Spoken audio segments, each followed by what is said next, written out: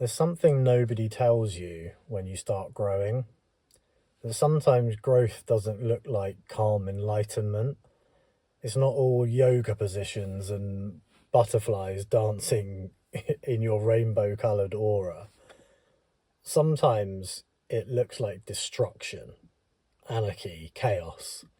You're doing your best, but you're smashing things, breaking things, and hurting people you love. And I want to talk about that honestly, because it is part of my story. And I think if you're in that place, like frustrated, ashamed, confused, it might be a part of yours too, especially if alcohol has been a part of your life.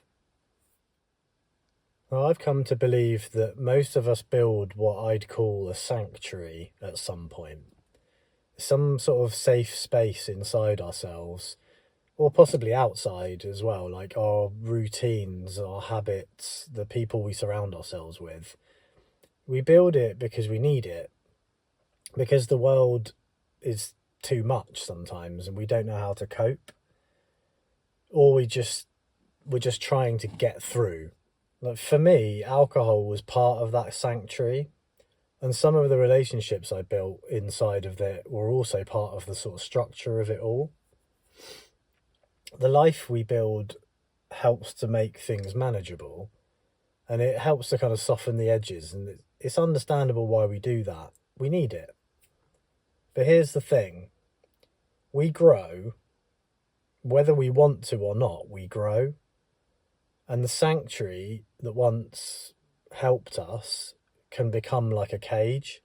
I know that's a bit of a cliche, but it is kind of a powerful image that works to explain this stuff. So at first it's subtle. You just feel like a bit restless, or things are just a bit off. You're like tired of yourself.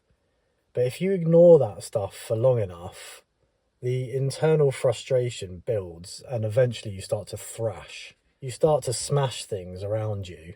Maybe not physically and literally, but there's damage starting to happen in your life, things going wrong. And this isn't happening because you're like cruel. It's happening because you've become too big. So that's exactly what happened to me.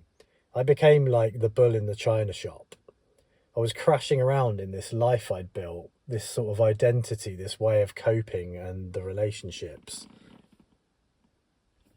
And I was breaking things, not always dramatically. Sometimes it was just that I would sort of shut down, or maybe I'd be like selfish when someone needed me to show up. And other times it was worse. You know, there's words I can't take back. Disappointments that hit the people closest to me more than I ever wanted. There's things I did that I can't change, all because I was trapped in a cage that I didn't even know was too small for me until it started to hurt to stay in it. And if I'm really honest, what made me finally stop drinking wasn't some noble search for peace. It was the wreckage. It was seeing how much damage I was doing while trying to sort of stay small.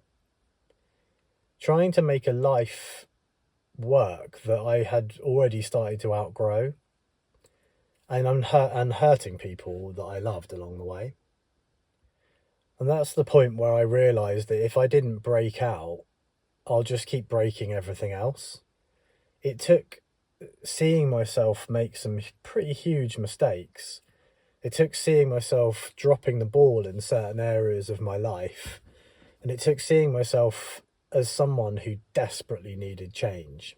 So I quit drinking.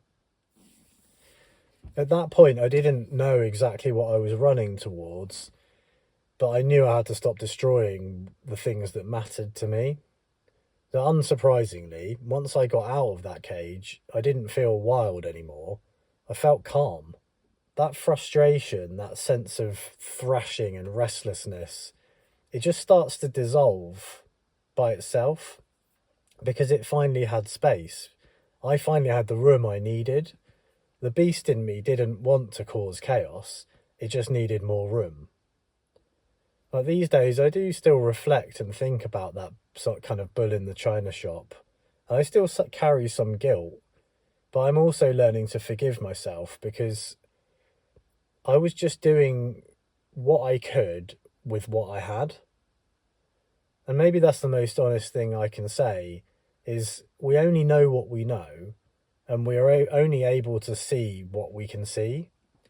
So if you feel like you're breaking things, if you keep hurting people, including yourself, and don't know why, if you're exhausted by your own patterns, it might be because you're actually growing, or that you're trying to grow inside of things that are restricting you. And maybe the life around you just doesn't fit properly anymore. That's what in the third person is for me. Learning to observe things, to look at these things. So if we only know what we know and we only see what we see, then taking a good look and observing ourselves from an outside perspective means we know more and we see more. And that's how we can improve ourselves. The way I looked at it was like this. There was me, the drinker, and then there was this cage. Those two viewpoints were how I was able to sort of realise that they were constructs and that there was this observer that was able to see both of those things. Me and this life I had created for myself that was actually trapping me. I learned that I obviously just needed to be bigger than that cage that I'd built. And I learned and I'm still learning to own the pain I caused. But slowly and patiently, I'm becoming somebody that I can trust and that others can too. So if this resonates with you, if you've been smashing things and you don't know how to stop, or feeling frustration that you find it kind of hard to name or describe, maybe it's time to break the cage. Look at your life, have a look at around you and see, are there things restricting you? Maybe that's the frustration, that restriction. Break it. Do something. Do something that changes things so drastically that it bursts you out of that cage and gives you the space you need. Let yourself out. You might be surprised how much calmer the world feels when you're no longer trying to fit into a life that was not really built for who you're now becoming.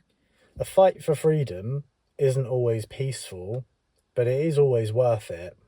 So if you want to learn how to build something bigger and better, keep on watching in the third person. I'll see you next week.